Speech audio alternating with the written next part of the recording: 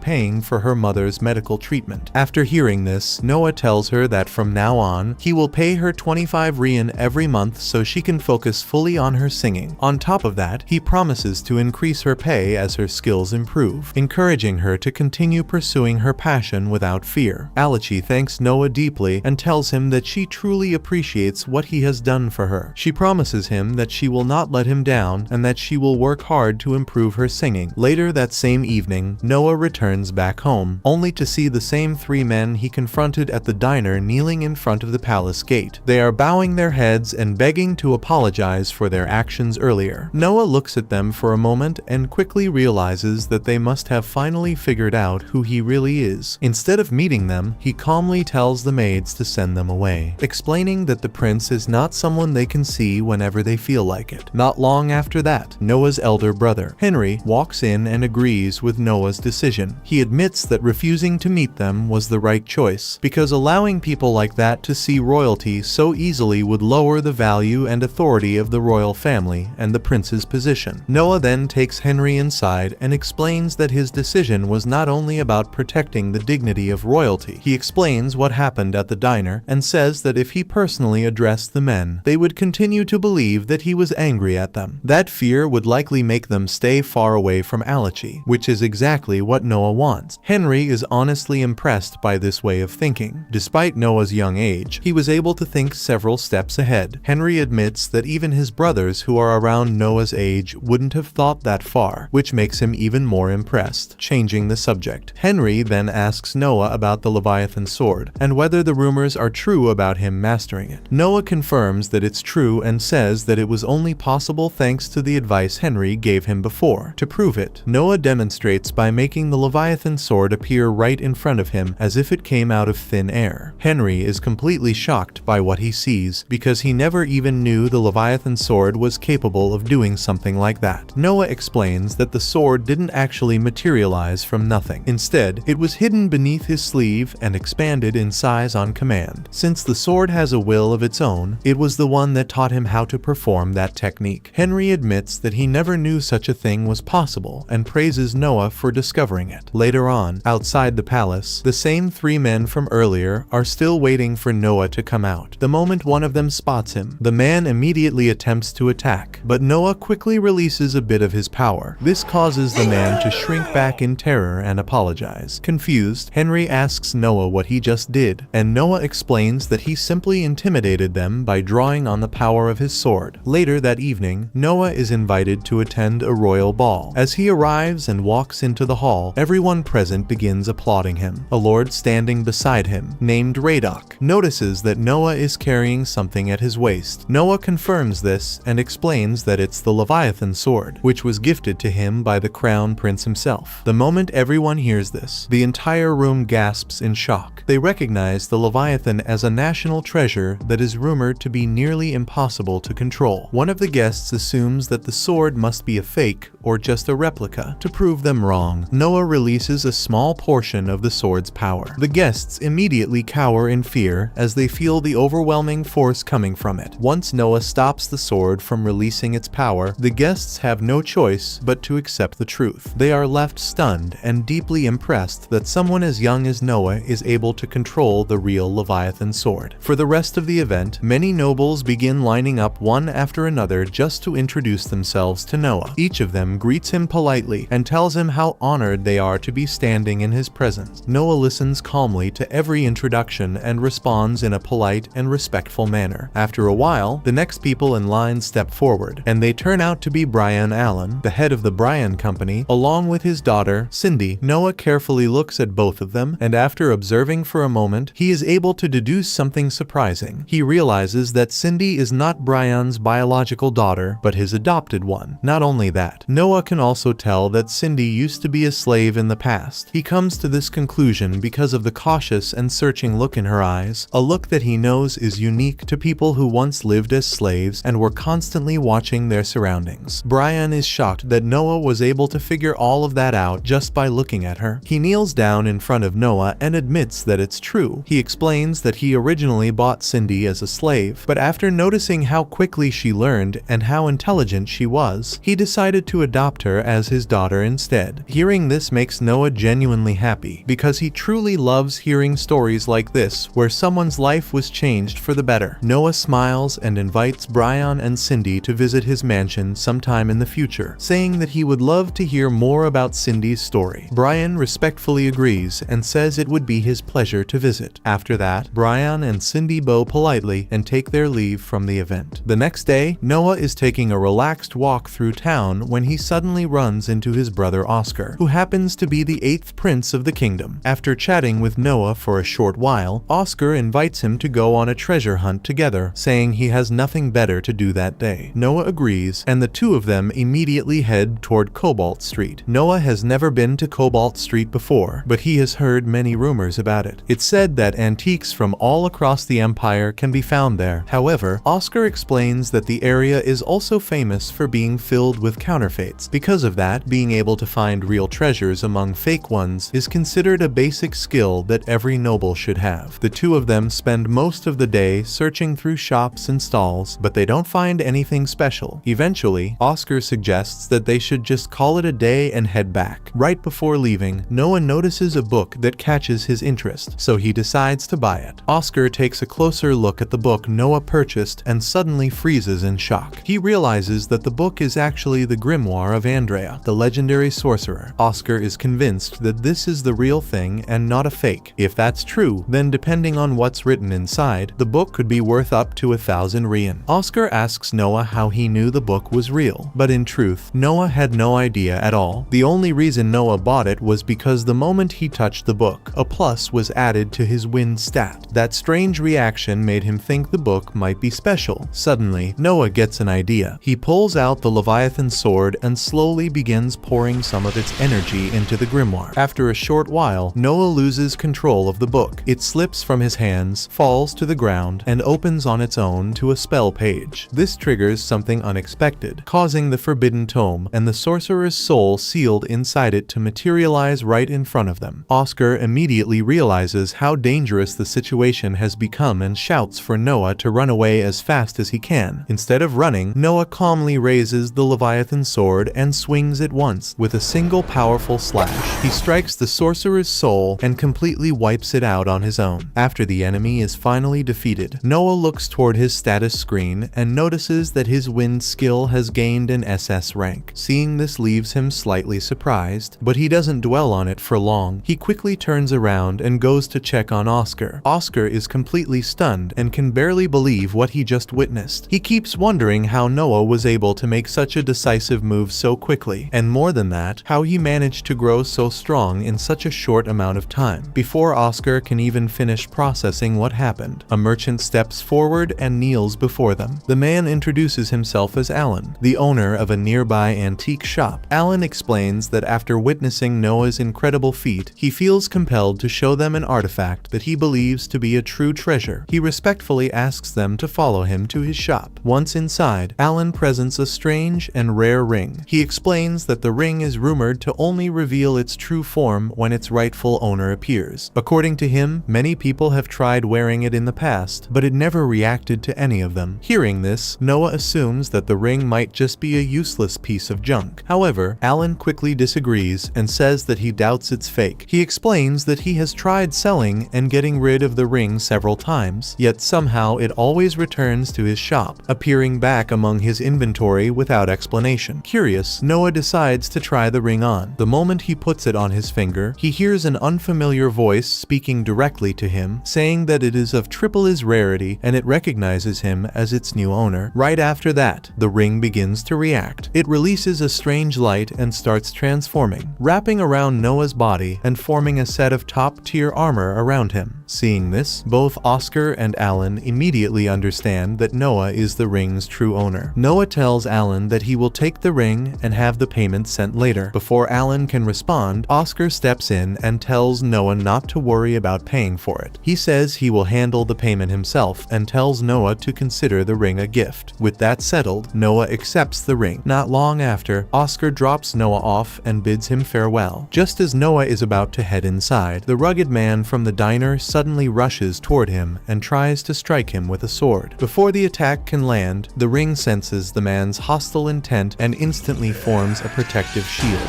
blocking the strike completely. The carriage driver reacts quickly and tackles the attacker to the ground, restraining him. Oscar witnesses the entire scene and is impressed that Noah was able to use the ring's protection so naturally and instinctively. Seeing how smoothly it activated, Oscar realizes that Noah has already begun mastering its power. Later that night, Noah returns to the diner to watch Alachi sing. While she is performing, two drunk men suddenly jump onto the stage and begin fighting over her. Noah appears in front of them almost instantly and intervenes. He uses the Leviathan sword to strike them, sending both men flying out of the diner and running away in nothing but their underwear. After things calm down, Noah speaks to the diner owner and tells him not to let people like that enter the establishment anymore. The owner sighs and explains that unfortunately, people like those drunkards are what keep his business running. Noah understands what he means, so he makes a decision on the spot and offers to buy the entire business for 1,000 Rian. The owner is shocked but deeply grateful and accepts the offer. After that, Alachi approaches Noah and tells him that she doesn't know how she could ever repay him for everything he's done for her. Noah gently tells her that she doesn't need to repay him at all. All he asks is that she continues singing because he sees her potential and wants her to devote her life to her music. With a warm smile, Alachi agrees. Noah then returns to his seat and spends the rest of the night quietly listening to Alachi's angelic voice as it fills the diner. The next day, while Noah is getting dressed, one of the maids comes in and tells him that a guest has arrived. The guest is Dead Marley, the Governor General of the Wholejoy community. When Noah hears the name, he immediately assumes the visit is related to his fief, so he tells the maid to let Dead come in while he finishes getting ready and will join him shortly. It is common tradition in the royal family to grant fiefs to princes so they can learn how government and leadership work in real situations. Because of this custom, the people living in those fiefs respect the prince ruling over them almost like a true monarch. Dead Marley is no exception to this way of thinking. When Noah and Dead meet, they sit down and talk for a while about general matters. As the conversation continues, Noah suddenly remembers that Dead had once received an imperial order to manage the flood control system in Wholejoy. However, judging by the state of the economy, Noah can already tell that things are probably not going well. Wholejoy is a fertile region known for producing large amounts of grain, and it sits along the bend of a massive river. Even so, the area still suffers from serious flooding from time to time. That constant flooding is the main reason the emperor appointed Dead, the leader of the Water Clan, to govern the region, hoping he could bring stability and control to the land. Dead does not beat around the bush. He openly says that the region he governs is far too poor to keep the flood control operations running, which is why he has come to ask Noah for a loan. Noah finds this hard to believe since it was an imperial order, and such an order should have come with proper funding. Dead then explains that the money meant for the project was never actually delivered. According to him, the Ministry of Finance keeps delaying the payment and giving excuse after excuse whenever he asks about it. After hearing this, Noah immediately stands up and takes Dead straight to see Maverick, the Minister of Finance. Noah demands to know why the funds meant for Wholejoy have been delayed for so long. Maverick calmly explains that there is a very reasonable explanation. He says that Wholejoy suffered massive flood damage again last year, and because the Emperor felt sorry for them, he granted the region a tax exemption. Maverick believes that Wholejoy should still have leftover tax money and should use that before asking for any additional financial support. Noah can tell right away that this explanation is nonsense. His expression hardens, his voice turns serious, and he tells Maverick to stop lying and speak honestly. Maverick never expected Noah to confront him so directly and is clearly shocked by the sudden change in tone. After a moment, Maverick finally admits the truth. He says that even if he wanted to send the money, he cannot do so right now because the Emperor is planning a vacation in a few months. Maverick believes it would be better for the Emperor to spend his holiday in a cool villa instead of the hot capital, and funding that luxurious trip will cost an enormous amount of money. Noah immediately sees through that excuse and knows it's just a typical embezzlement tactic. So he tells Maverick to distribute the funds to Wholejoy, or he will personally appeal to the Emperor himself. Maverick immediately begins to grovel, begging Noah not to tell the Emperor about it. He also agrees to supply Wholejoy with as much funding as they need. Dead watches the entire scene unfold and is left in complete awe. He cannot believe that someone so young could make the Minister of Finance grovel at his feet without even lifting a finger. From that moment, Dead admires Noah deeply and respects him more than ever. After this, Dead returns to Wholejoy to begin implementing the flood control measures as quickly as possible. Shortly after that, a royal messenger arrives to inform Noah that the Emperor has summoned him to the palace immediately. Noah obeys the summoning and kneels before the Emperor, wondering what could be the reason for this sudden call. To his surprise, the Emperor explains that he only summoned him to commend him for taking decisive action on behalf of Wholejoy and for thwarting Maverick and his embezzling ways. Noah accepts the compliment, but he can't help feeling puzzled about how the Emperor already knew, considering that everything had taken place less than 30 minutes earlier. Immediately after, the Emperor turns to him, pats him on the head, and says that what he did today is truly exceptional for someone of his age. Noah is so surprised by this that he even begins to blush slightly. Aside from that, the Emperor mentions another impressive feat of Noah's. He has been able to wield the Leviathan sword, a weapon with a dark and dangerous history. At such a tender age, seeing the great potential in Noah, the Emperor went as far as hiring the best swordsman in the Empire, Damien, to train him in the proper way to wield it. Damien is said to be the most skilled swordsman in the Empire, someone no one is capable of defeating, so the Emperor is confident that Noah would gain a lot of knowledge and skill under his guidance. Damien is honored to have been chosen for this important task. Even with that, he still believes it necessary to give Noah a quick test first, in order to gauge his current strength and determine where to start his teaching. They immediately begin sparring. As they fight, Noah starts feeling the memories and techniques of past Leviathan users flowing through him. Even though he still has the strength of a child, he is able to use the sword's technique to disarm Damien, who is considered the most powerful swordsman in the Empire. Damien then turns to the Emperor, bows deeply, apologizes, and admits that there is nothing more he can teach Noah because the boy was already able to use the Leviathan technique perfectly to disarm him. The Emperor just starts to laugh as he commends Noah for proving impressive once again. He then decides to make Noah the head judge for the knight selection exam because he knows that no one else would be better for the job. Noah walks up to him and agrees to the task with a slight smile on his face. The knight selection exam is an annual event that involves participants from all corners of the Empire. In this empire, a nation of warriors that treasures its military, people often believe that the way of the warrior is often the best way to gain success by merit. In the exam, fighters who win the preliminary rounds in their regions meet in the capital for their final battles. The one who emerges victorious would earn the title of knight and immediately join the upper ranks of society, with his first job being to serve as a subordinate of a head judge. Noah figures that with a talented knight in his service, he could definitely become much stronger than he already is. The Emperor then asks Noah that even if he is to do this, would he be judging by the method of elimination or by round robin, as that is the first thing a head judge must decide. In response, Noah says he has a request, which is to remove all the regional preliminaries and do all the judging in the capital. Noah's reason is that the Empire is really big, and he cannot observe all the preliminaries in every region, so he does not want any strong candidates to be excluded for arbitrary reasons. The Emperor has no problem with that and tells Noah to do as he pleases. The next day, Noah learns that there are some candidates for the night selection exam coming from a village. Since they only send one every year, he tells Zoe that they can send as many as they like now, because he got rid of the regional preliminaries. But Zoe explains that the reason they only send one candidate every year is because transport and lodging for the exam are something they cannot afford. Noah does not want any strong candidates to be left out because they cannot afford to come, so he tells Zoe that he will cover all travel expenses. He then calls Dylan over and tells him to buy all the vacant houses in the country so they can be used as dormitories for the incoming guests. As for food, Dylan is instructed to contact several merchants so they can deliver food to the premises on a frequent basis. Later that day, Noah meets with Byron, who is the one in charge. When he looks at the bill, he finds it suspicious because it is much lower than what it is normally supposed to be. Byron tells him it is just a discount because he is the 13th prince of the empire, but Noah can already tell that is nonsense. So he assumes they must want something from him and asks what it is. Byron is surprised that a boy his age is able to see through it so easily. They explain that there is a palace employment exam that runs on roughly the same scale as the night selection exam, and they were hoping to get information from Noah about the kinds of people who would be hired. From that conversation, Noah can already tell that Byron wants a girl to be placed inside the palace. He honestly understands the reason behind it, because if someone had support within the palace, they would be the first to hear about any new information or changes that might come up. Noah tells Byron that he will agree to this request, but only under one condition. That condition is that he must sincerely approve of the girl who is chosen to be sent to the palace. Brian assures Noah that he will definitely like the girl he has in mind. After saying that, he bows deeply before Noah. Byron also says that he will place his family house crest on his store sign as a sign of admiration. Noah is pleased to hear this, but he firmly adds that he does not tolerate betrayal of any kind. On the ride back home, Noah suddenly realizes that accepting Byron as one of his subordinates caused one of his stats to increase. However, after a short while, he notices that another one of his stats has gone down instead. This immediately makes him uneasy, and he begins to wonder if something might have happened in Almeria. Because of this sudden concern, he tells Zoe that he is going to see the Emperor right away. Noah goes before the Emperor and explains that there have been some changes within the Empire. However, from the way his father responds, it almost seems as if the Emperor already knew about it. The Emperor then explains that a rebellion has broken out in Almeria. Upon hearing this, Noah realizes that his stat dropped from SS to S, but because the drop happened in a specific way that was different from other situations, he assumes that the rebellion must be small in scale. The Emperor confirms Noah's assumption and explains that there are 5,000 identified rebels, all located within Noah's fief. He then asks Noah how he plans to deal with them. Noah hesitates and admits that it would be impossible for him to handle it himself, since he is still young and unfamiliar with real combat. He is also unsure if the soldiers would even listen to him in the first place. Because of this, Noah suggests that if a prince must be sent, it should be his older brother Henry, who would be far more suited for the task. The Emperor respects Noah's decision and orders a servant to bring Henry to him immediately. About an hour later, Noah rides out of the palace together with Henry. Henry is surprised that Noah decided to give up such an opportunity, since an achievement like this could greatly benefit him in the future. Suddenly, the Leviathan senses danger, and Noah orders the carriage to come to a halt. At that moment, he realizes that the attackers are targeting him, and he cannot allow his brother to get involved. Noah steps outside the carriage, and immediately several water-based attacks strike him. Fortunately, he manages to raise a shield in time and protect himself. The rebels then reveal themselves and begin attacking Noah directly, but he easily cuts them down using the Leviathan sword, finishing the fight quickly and efficiently. After examining their bodies, Noah realizes that the attackers are cavalry soldiers. However, Almeria does not have a supply of war horses, so he knows something is wrong. The next day, Noah meets with Byron and explains the situation involving the rebels and the cavalry. He gives Byron 10,000 Rien to buy up the entire supply of horse feed. Noah reasons that since war horses are not sold or bred commercially, the rebels must be stealing horse feed from civilians. If the feed supply is cut off, the rebels will be forced to steal from the soldiers instead, which will expose them. Byron immediately understands the plan and praises it as brilliant. Standing up at once, wants to put it into action. Noah looks up at the ceiling and feels confident that this plan will make things much easier for his brother when it comes time to fight. The next day, Noah kneels before the Emperor. The Emperor explains to him that the rebels from the other day were trying to kidnap him